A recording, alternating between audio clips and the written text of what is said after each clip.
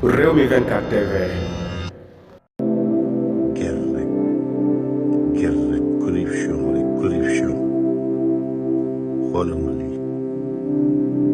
boo leen liggéeyoon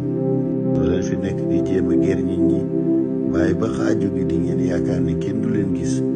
ngeen di wàcce ay saaku ceeb di ko jox nit ñi pour di leen ger billaay nax ngeen seen bopp. mi ngoog Kaffrine lay xewee Kaffrine mu mel ne kon jamono yi guerre gu métti moom moo fa am ci ñi nga xamante ne ñoom ñooy waa APR yéen a ko gis dañu xaar ba ay xaaji guddi ñu wàcc seen camion def ci li nga xamante ne mooy seen ay saaku ceeb ak seen ay yu bari ñu ngi ci biir gis ngeen ko noonu ñi ngi wàccee di ko jox ñi nga xamante ne rek moom mooy askanu Kaffrine ngir ñu mën a voter ki nga xamante ne moom mooy Amadou Ba candidat wu Benno Bokk Yaakaar bii kon yéen a ko gis nii mu doon lu doy waar ci Kaffrine lay xewee ginnaaw ba ñu xaaree rek ba xaaji guddi ba nit yëpp di nelaw ñi ngoo gis nga ko ña ngay génn seen social di ko ger nit yi ngir ñu mën a voter ki nga xamante ne moom mooy Amadou Ba candidat wu Benno Bokk Yaakaar mu doon geste boo xam ne